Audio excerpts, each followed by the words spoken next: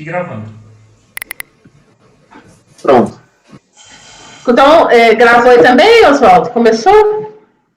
Então, a gente vai para o item 493 da pauta, processo 10.880.974.056.2012.30, recorrente World Sistemas Informática LTDA. Relatoria do conselheiro João. Pode começar, João. João, você colocou na pasta? Esse não estava na pasta, não. Ok. Easywell. Tá não. Estão achando aí? Não. Bom, com que nome que ele tá? Um segundo.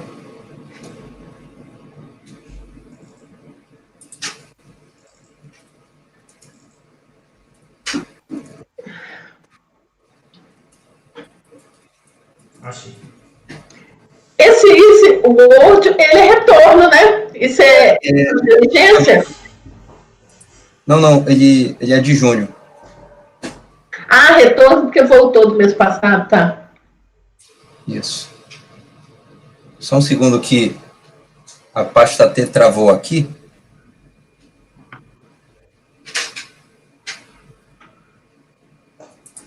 Agora, se puderem acompanhar abrindo junho, veja que ele está em junho. Eu acho que ele não copiou.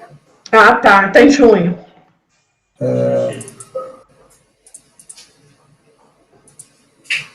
Ele não copiou. Por conta da oscilação da pasta, eu não consegui.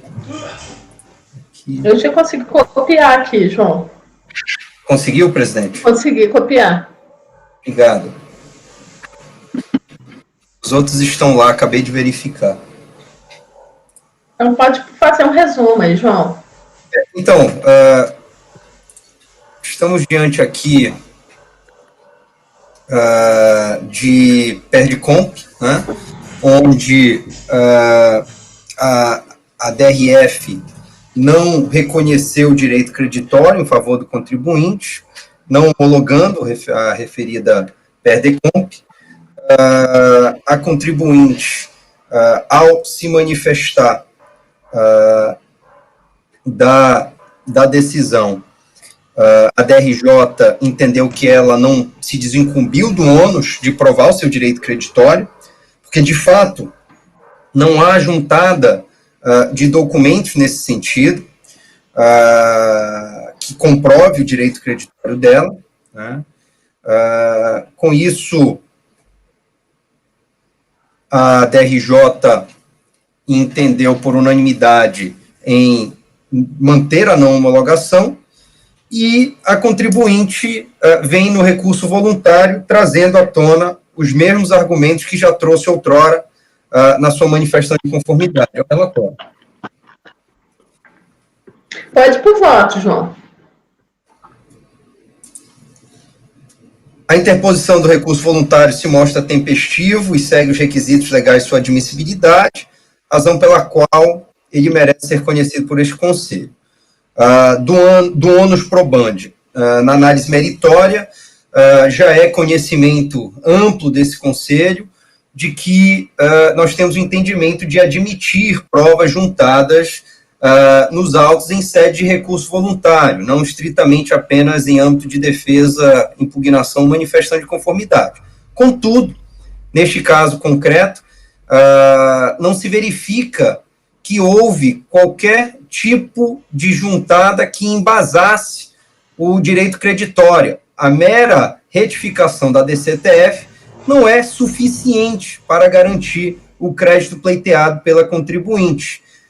Pela recorrente não ter apresentado nenhuma comprovação por meio de documentos contábeis cabíveis, entende este relator por conhecer do recurso e, no mérito, pela sua total improcedência. É como voto, presidente. Alguma dúvida? Lázaro? Com o relator. Oswaldo? Acompanhe o relator. Carlos? Com o relator. Fernanda? Com o relator. Marcos? Acompanhe. Leonardo? Acompanhe. Eu também acompanho, então acordo os meus colegiados por unanimidade de votos negar provimento ao recurso. Agora qual que é, João? Multibens ou Domingos?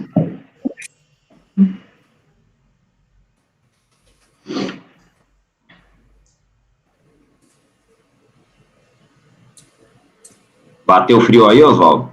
Ô, Bateu frio aí, botou o terno? tá frio pra caramba aqui em Campinas, cara. Eu saí aquela hora pra fechar a casa, tô batendo janela, batendo porta, e em casa tem aquelas... aquela casa antiga, sabe? Tem aquelas portonas de vidro, assim, compridas. Se o negócio Você tá em Campinas, né, Oswaldo? É. O inspetor aí de Viracopos é meu amigo. Ai, que legal! Fabiano Coelho. Trabalha... Quem não é amigo da Mara? Fabiano Coelho. Ele trabalhava comigo na Coana. Trabalhou comigo na Inspetoria de Belo Horizonte e trabalhou comigo na Coana. Ah, se eu tiver algum problema, já sei quem você tá. É o amigo da Mara. Não, pode ir lá falar com ele, que ele é muito gente boa. Ele é ótima pessoa. Mineiro, né?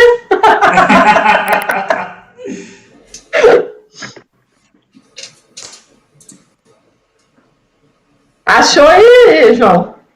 Já tá lá. Qual que você vai fazer? O Domingos ou o Multibens? Se tivesse ouvido, presidente, multibens.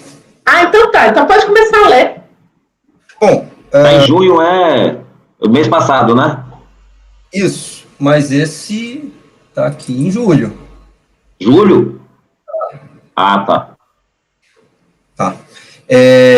Bom, isso é um processo também relativamente simples, onde nós estamos tratando aqui de pedido de restituição de contribuição de COFINS, né?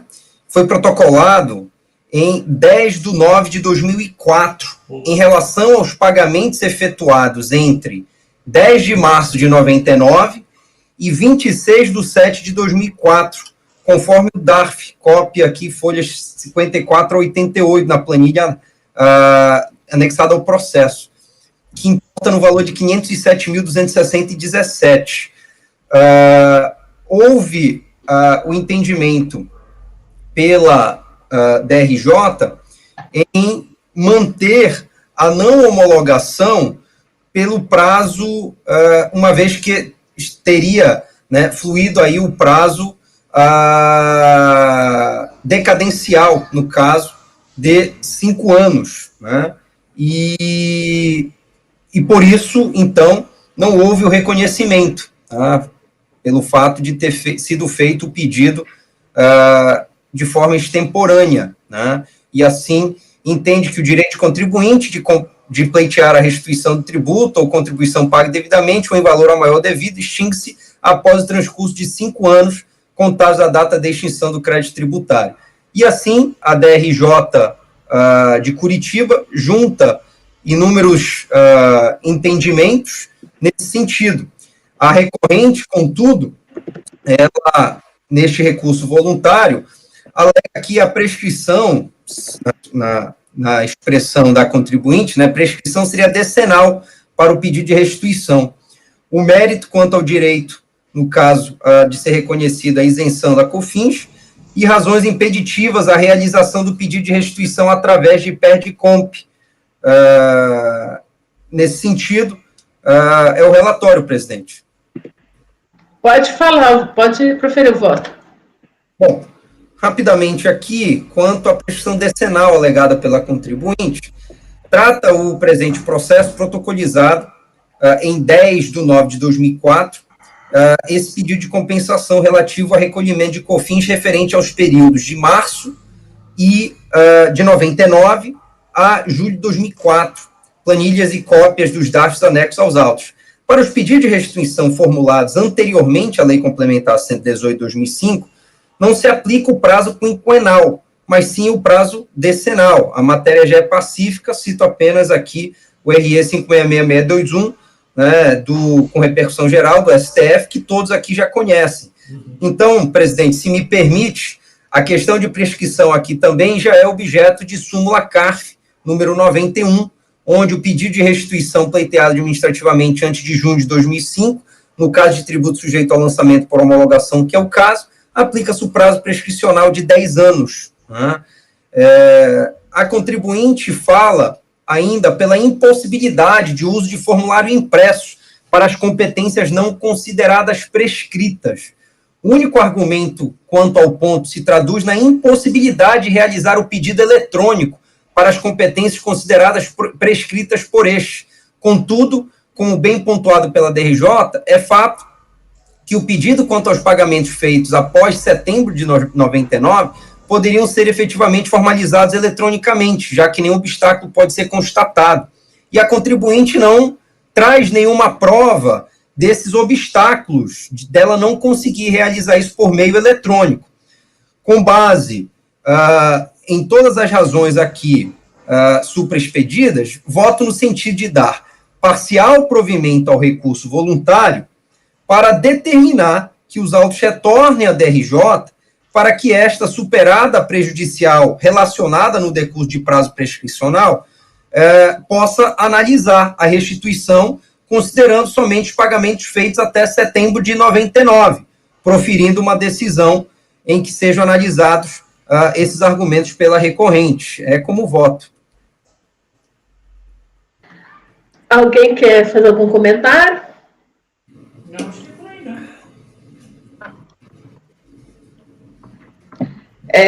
Vamos para a votação, então. Lázaro? Com o relator. Oswaldo? Acompanha. Carlos? Com o relator. Fernanda? Um relator. Marcos? Com o relator. Leonardo? Com o relator. Eu também vou com o relator. Então, acordo aos membros do colegiado. Ué, onde que está aqui? Tá aqui.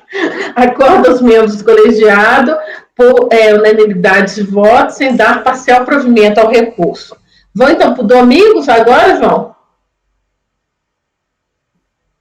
Esse é um pouco mais complicado, presidente. O senhor quer ir do Lázaro, que é mais... Então vai, Lázaro. Vai o seu lá, o Gaivota. Gaivota.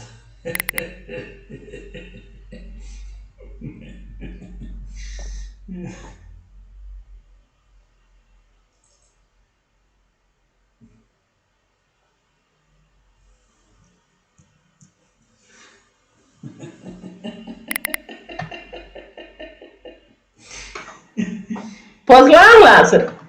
Na pasta? Já está na pasta, todo mundo já abriu, pensei que já tinha aberto. Pode começar a leitura. Adoto parcialmente o relatório da DRJ Ribeirão Preto. A interessada acima qualificada ingressou com pedido protocolado requerendo a restituição do montante de 307 mil, que teria pagado indevidamente entre 15 de abril de 96 e 15 de março de 99, por meio do despacho decisório. A delegacia de Limeira não reconheceu o crédito financeiro pleiteado e indeferiu o pedido de restituição, sob o argumento de que, na data do seu protocolo, o seu direito de repetir os pretensos indébitos já havia até caído. Cientificada, a interessada interpôs manifestação de conformidade, alegando em síntese. Quanto à decadência, que não ocorreu a homologação expressa, tácita, ocorre depois de 5 anos contato do fato gerador, é a tese dos 5 mais 5, né? Seria seria um prazo decenal de decadência. Enquanto aos valores reclamados, alega a falta de amparo legal para a exigência da contribuição para o PINS, no período de competência março de 96 a fevereiro de 99, tendo em vista que no julgamento da ADIM 14.17.0, o STF teria julgado inconstitucional todo o artigo 15 da MP 1212 de 95, o que implicou numa vacância legal para aquele período que teria permanecido até a publicação da Lei 9.715 de 98. Primeira turma da DRJ Ribeirão Preto decidiu por unanimidade de votos julgar improcedente a manifestação com a seguinte emenda, faça a transcrição. O contribuinte apresentou recurso voluntário, repetindo basicamente as mesmas alegações. Vou para o voto. O recurso é tempestivo, preenche as demais condições de admissibilidade. Em relação à alegação de prescrição do direito de pleitear a restituição do tributo pago de forma indevida ou maior, entendo que assiste razão ao recorrente. é a questão da súmula CARF 91, foi o caso imediatamente julgado anteriormente, né, do conselheiro João Paulo. Superada esta questão preliminar, deve-se analisar agora o mérito do pedido do contribuinte, né? Já foi afastada a questão da decadência. Conforme esclarecido dos autos, a recorrente alega em seu favor a ocorrência de suposta vacatio legis, em favor da declaração de constitucionalidade da expressão aplicando-se aos fatos geradores ocorridos a partir de 1º de outubro de 95, constando no artigo 18 da Lei 9715 de 98, que é a conversão da MP 1212/95 pelo STF. Faço a transcrição da alegação. Ocorre que, a meu ver, o entendimento da recorrente a respeito dos efeitos da citada inconstitucionalidade está equivocado. A ADI 1417, respectiva à declaração de constitucionalidade dela resultante, atingiram somente o dispositivo que tratava dos efeitos retroativos das disposições constantes da MP 1212/95, convertido na Lei 9715/98, que pretendia a aplicação de suas disposições aos fatos geradores ocorridos a partir de 1º de outubro de 95. É pacífico em nossos tribunais superiores que a decisão do STF conferiu validade e aplicabilidade à ANP 1212/95 após transcorrido o prazo de 90 dias da sua publicação. Nesse sentido, as seguintes decisões do STF e do STJ. Faço a transcrição. Portanto, é incorreto o entendimento do recorrente de que não existiria previsão legal para a cobrança de PIS no período em questão. A jurisprudência reconheceu e consolidou a constitucionalidade das alterações normativas estabelecidas pela MP 1212/95, com a única ressalva em relação à data de início de sua validade, que foi firmada em 1º de março de 96. Voto por conhecer o recurso voluntário e no mérito negar provimento. Alguma observação? Oswaldo? Acompanha o relator. Carlos? Acompanho. Fernanda? Acompanho. Marcos? Acompanho. Leonardo? Acompanho. João? Acompanho. Eu também acompanho, então o resultado vai ficar acordo dos membros colegiados por unanimidade de votos negar provimento ao recurso. A gente tem 3 processos agora, um meu e 2 do João, que são iguais. Você quer fazer o seu, João, ou eu faço o meu? Qual que você quer? Pode fazer o meu? Ou você já está pronto aí para olhar o seu? Tanto faz, presidente, se quiser. Então começa o seu aí, pode pôr o seu aí. Qual é, João? Domingos Dias. Eu vou fazer aqui deixa eu ver só qual é o número da pauta, que é o 2497 final. Só confirmar. Ele está lá no final da pauta, deixa eu ver aqui. Item 491. Você vai fazer o 2497? 492. Esse aqui o 492 da pauta, processo 10.980.004344/2004-97, recorrente Domingos Dias, CILTDA, relatoria do conselheiro João Paulo.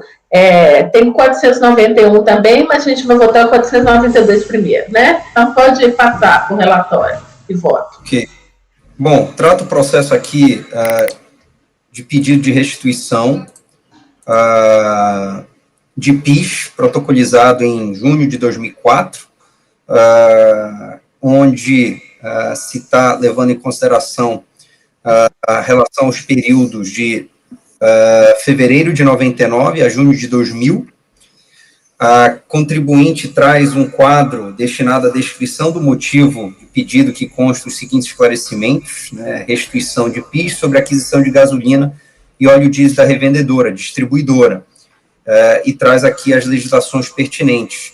Consta do pedido ainda que as bases de cálculo para apuração do crédito a restituir foram obtidas nas notas fiscais de aquisição de gasolina e óleo diesel diretamente da revendedora, cujas planilhas estão em anexo. Em 2012, após análise, o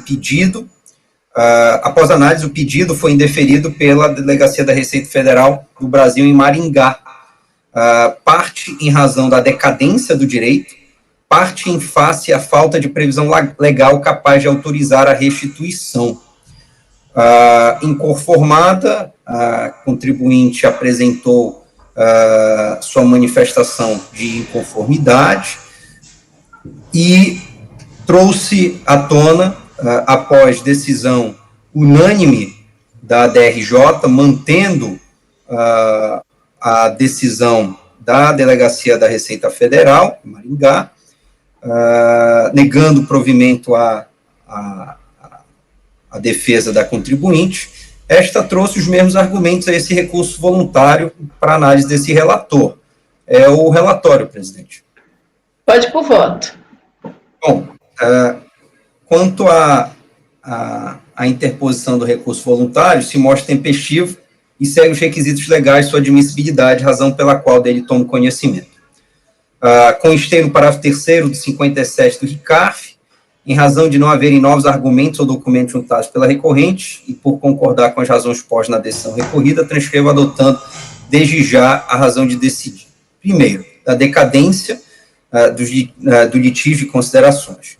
Conforme se extrai dos autos, o direito de pleitear a restituição em relação a uma parte dos pagamentos a caso efetuado estaria decaído, por ter passado mais de 5 anos contados da extinção do crédito tributário. Como não houve a manifestação do fisco quanto às decompos feitas aqui, houve uma homologação tácita, né? Então, o contribuinte está analisando esse mérito. Contudo, apesar de a contribuinte ter sido cientificada a esse respeito, não manifestou qualquer contrariedade em face do entendimento contido no despacho decisório. E, assim sendo, deve-se considerar sobre tal questão que não se instaurou qualquer contraditório, né? Afinal, o 177235 assim fala, considerar-se-á, não impugnada a matéria que não tenha sido expressamente contestada. Quanto à alegação de crédito, né, da substituição tributária, o contribuinte discorre sobre o seu direito e afirma que apresentou o pedido de restituição relativo às operações e julga ter pago um imposto maior, em face do disposto no artigo 4º, parágrafo único da 9718, e o regime de substituição de PIS foi instituído pela medida provisória 12.1295 após sucessivas reedições e convertida a 9715 de 98. Como se pode observar, inicialmente, o substituto tributário era estabelecimento atacadista, distribuidora.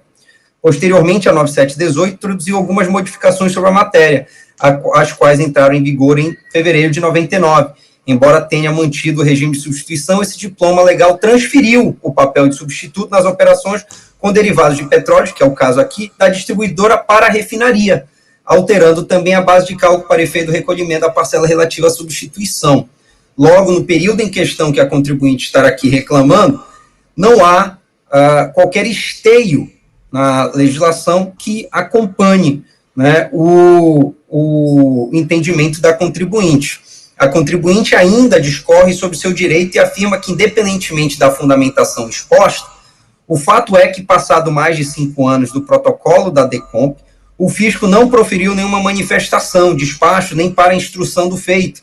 Salienta que o fisco buscado foi tacitamente, salienta que o direito buscado, foi tacitamente homologado por ausência total do fisco. Diz que houve infração dos dispositivos da 9784 de 99. A interessada confunde as normas aplicáveis à espécie, principalmente quando clama para si o direito de, por analogia, ter sua restituição homologada tacitamente em face do decurso do prazo de 5 anos.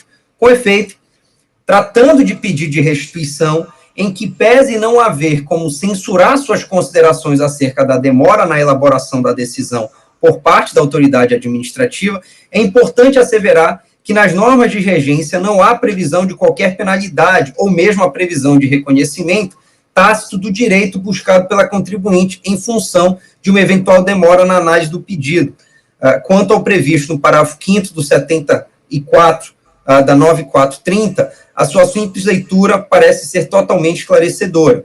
O sujeito passivo que apurar créditos, inclusive judiciais, com trânsito em julgado relativo ao tributo ou contribuição administrada pela Secretaria da Receita Federal, passível de restituição de ressarcimento, poderá utilizá-lo na compensação de débitos próprios, relativos a qualquer tributo e contribuições. O prazo para a homologação da compensação declarada pelo sujeito passivo será de 5 anos, contado da data da entrega da declaração de compensação. Ou seja, a lei não diz que o prazo para reconhecimento do direito de restituição que for pleiteado é de 5 anos sob pena de reconhecimento tácito. Diz apenas que o prazo para a homologação de compensação declarada pelo sujeito passivo será de 5 anos. São institutos distintos, sendo coisas diversas.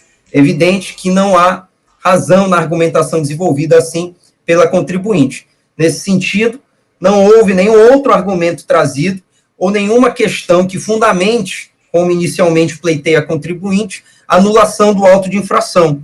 Concluo, então, pelas razões anteriormente expostas, pelo conhecimento do recurso voluntário e, no mérito, pela sua total improcedência. É como voto.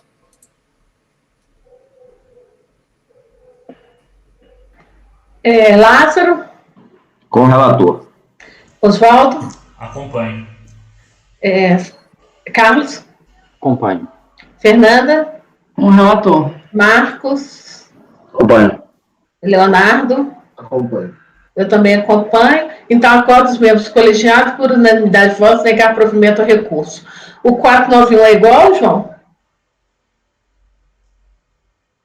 Sim, presidente. O que a gente acaba de julgar vale para o 491. Só é período distinto. Então, o mesmo resultado vai ser reproduzido por processo 491 da pauta, processo 10.980.004346-2004-86. Então, agora a gente vai lá para o meu, Prefeitura Municipal de Porciúncula, lá em cima. Está na pasta aí, tá? Último processo da Mara na turma. E o último processo da noite. Vamos terminar com 100% da pauta. Talvez o ministro esteja muito ocupado para assinar a portaria. 100% da pauta pronta. Queria receber um bônus, Mara. Pois é, devia ganhar, né? Na verdade, eles estão querendo tirar nosso bônus, não dar bônus pra gente. Mais uma vez, parabéns, Mara. Obrigada. Então, aqui, ó, o processo está aí na pauta, trata-se de um conjunto de declarações de compensação apresentadas eletronicamente, indevidamente, com valores recolhidos indevidamente a título de PASEP, no período de agosto de 97 a março de 99. A delegacia de origem cita todas as decompos examinadas, todas vinculadas ao mesmo crédito de PASEP. Isso aqui é da época do PASEP, tá? A delegacia de Campos considerou não declaradas decompes, o contribuinte apresentou recurso administrativo e na resolução a DRJ, né, ela proferiu uma resolução e ela colocou que por todos os fundamentos expostos, voto de sentido de não conhecer do recurso completamente fora do rito do PAF, declarando a incompetência da turma para apreciar o mérito do recurso. Na sequência, a própria delegacia, por meio da decisão SAORT, aí a delegacia a preparadora, né, apreciou o recurso administrativo, pode você ver que confusão, apreciou o recurso administrativo, manteve a decisão anterior e determinou o seu encaminhamento à superintendência da 7ª, que decidiu, à vista dos argumentos, cujo teor aprovo, conhece do recurso, dou-lhe provimento parcial para considerar nulos o despacho decisório da SAORT e determinar que outro seja proferido em boa e devida forma, em razão da impossibilidade específica de utilizar fundamento de inconstitucionalidade. Tá? A unidade de origem, seguindo a determinação da superintendência, expediu nova decisão, onde no mérito não homologou as compensações declaradas, conforme conclusão abaixo. Conclusão, a legislação questionada não foi declarada inconstitucional, nem foi objeto de súmula vinculante aprovada pelo STF. Não teve sua execução suspensa pelo Senado e não foi julgada inconstitucional. Não obstante, o direito de pleitear a restituição dos créditos a serem compensados se encontrava prescrito na data da transmissão da primeira DECOMP. Assim, pela delegação de competência prevista na portaria, tal, não homologa as compensações. Devidamente cientificada, a empresa apresentou manifestação de conformidade, onde alegou, né, a sustentação da compensação requerida nada tem a ver com questionamento sobre questionalidade, a matéria tratada não é de restituição, mas de compensação, em base ao pedido de compensação na existência de erros formais nas 16 edições da MP. 4. Erros formais resultam na perda de eficácia da lei, a publicação de uma MP fora do prazo, existiam erros formais, intempestividade, aí tá, vamos pular. A impugnante cita jurisprudência e doutrina, e ao final requer a admissão da manifestação de conformidade, deferimento do direito creditório ou homologação das compensações. A impugnação foi julgada pela DRJ Rio de Janeiro e no acordo que foi declarado improcedente por unanimidade de votos. Regularmente cientificada, a empresa apresentou recurso voluntário, onde alega não questionou a inconstitucionalidade da lei e descumprimento dos prazos legais definidos na Constituição Federal de 88 provocaram o vacatio legis. Em 7 de 8 de 2013, a primeira sessão do CARF emitiu despacho de incompetência em razão da matéria. Porque ele foi distribuído primeiro para a primeira sessão falou que era incompetente e mandou para a terceira sessão. Aí foi para mim distribuído.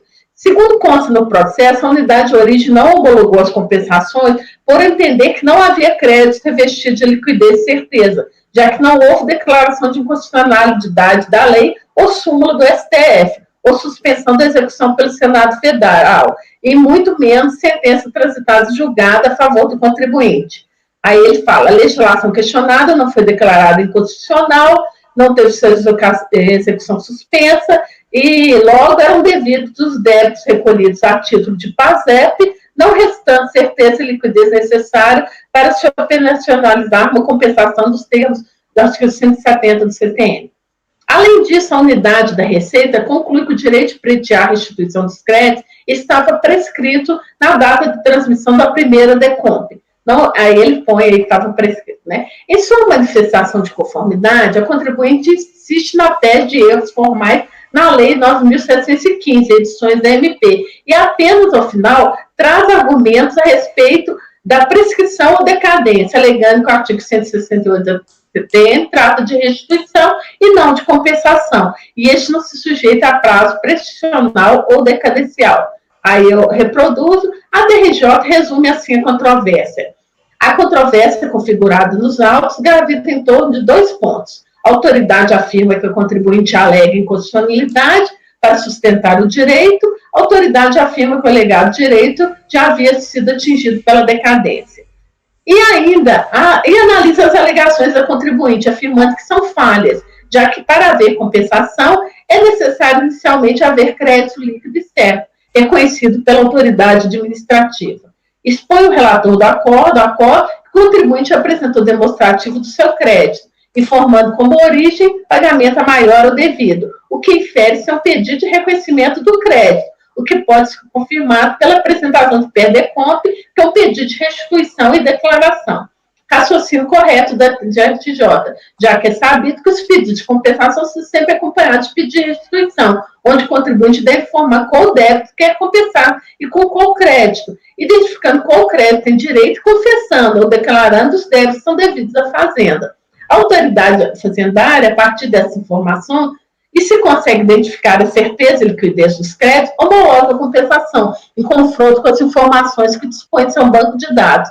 Porém, quando não consegue de imediato quantificar os créditos pleiteados e revesti-los de certeza e liquidez, inicia um procedimento fiscal, com o objetivo de, a partir de informações coletadas, que é previamente intimado a apresentá-los, auditar as informações e chegar aos valores corretos. No caso concreto, a recorrente alega que o seu direito de crédito advém de pagamentos indevidos de PASEP, relativo ao período de apuração de agosto de 97 a março de 99, e assim descreve seu direito aos créditos declarados no corpo do PERDECOMP.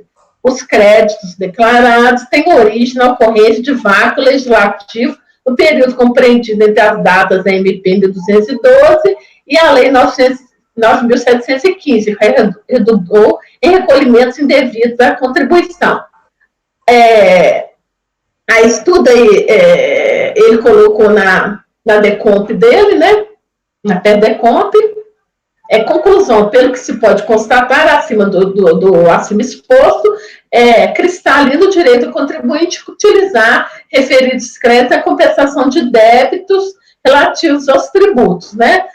Ou seja, solicita que a autoridade administrativa declare a inconstitucionalidade das leis que regulam a matéria, pelo fato de não terem respeitado o prazo regulamentar de conversão da medida provisória e, por isso, seus créditos são originários de vácuo legislativo.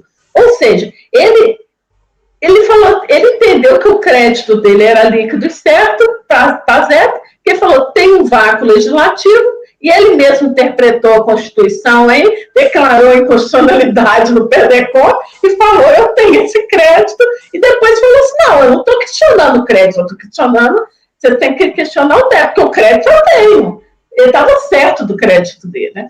Ora, conforme já bem esclareceu o despacho decisório, a administração pública, incluindo as instâncias contenciosas, somente pode reconhecer a certeza e liquidez de um crédito se já houve a declaração de inconstitucionalidade da lei pelo STF, ou sentença judicial transitada em julgado a favor do contribuinte. Também, em poucas palavras, é possível haver súmula do STF que reconheça que a aplicação da lei é indevida ou suspensão da execução pelo Senado. E não consta essas hipóteses ocorreram, já que é recorrente não apresentação judicial a seu favor. No STF, a matéria já foi questionada na ação direta de inconstitucionalidade, né, proposta pela CNI, que apreciou a matéria, julgando válida na sua integralidade a lei, resultante da reconversão das medidas provisórias. Aí eu reproduzo. A recorrente alega no recurso voluntário que não solicitou a declaração de constitucionalidade da lei por via administrativa. Equivoca-se nesse ponto. Embora se utilize da expressão erro formal para atacar as normas instituidoras do PASEP, na verdade, seu fundamento refere-se à inconstitucionalidade da lei. A Lei 9.715, em seu próprio texto, convalida os atos praticados na vigência da MP. E a medida provisória previa, né, ficam convalidados e tal. E dispositivos equivalentes estavam presentes nas MPs anteriores. Segundo o artigo 18 da 9.715, foi declarado inconstitucional pela STF na parte que determinava a aplicação aos fatos geradores ocorridos a partir de 1º de outubro de 95, o que foi confirmado pela resolução do Senado. Assim, os fatos geradores ocorridos antes de 1/3/96, dado o princípio da anterioridade nonagesimal, foram atingidos pela declaração de inconstitucionalidade, uma vez que a publicação da MP, a primeira se deu em 28/11/95, o que já se encontrava pacificado no âmbito administrativo pelo parecer PGFN 1681/99, que, segundo a decisão plenária do STF, transitada e julgada em 13/10/99, sintetizou. Voltando à análise do processo, tem-se que o período pleiteado para reconhecimento do crédito, agosto de 97 a março de 99, está fora do período em que as regras do PASEP não poderiam gerar efeitos, em razão da inconstitucionalidade declarada pelo STF. Não há como dar a razão às alegações apresentadas, já que a norma é plenamente válida e eficaz no seu tempo de aplicação, e não há como ser afastada administrativamente, já que cabe às instâncias administrativas aplicar as leis vigentes, não podendo afastá-las. E também já se pronunciou o CAF a respeito da adição de súmula. Aí a súmula 2, portanto, é de não conhecer as alegações de inconstitucionalidade da norma, carecendo o crédito de liquidez e certeza. E mesmo que prosperassem as alegações e chegássemos à conclusão da existência do crédito, bem fundamentou o acordo recorrido, demonstrando que já havia ocorrido a decadência, e por isso não caberia o deferimento do pleito. Eu reproduzo. Pelo exposto, conheça em parte o recurso voluntário, na parte conhecida, nego o provimento. Alguma dúvida aí? Lázaro? Com a relatora. Oswaldo? Opa! Eita. Oswaldo apagou na hora que eu chamei ele? Eu apertei o botão errado. Isso aqui é a pessoa... Que até eu tô susto aqui. Isso que a pessoa fala assim, eu quero perguntar. É muito emoção. Oswaldo se escondeu. Último voto. Oswaldo. Com a relatora. Carlos. A relatora. Fernanda. Com a relatora. Marcos. Acompanha a relatora. João. A relatora. Leonardo. Acompanha a relatora. Então, acordo os membros colegiados com unanimidade de votos, sem negar provimento ao recurso. E esse foi o último processo da nossa pauta. Pode parar a gravação. Convencer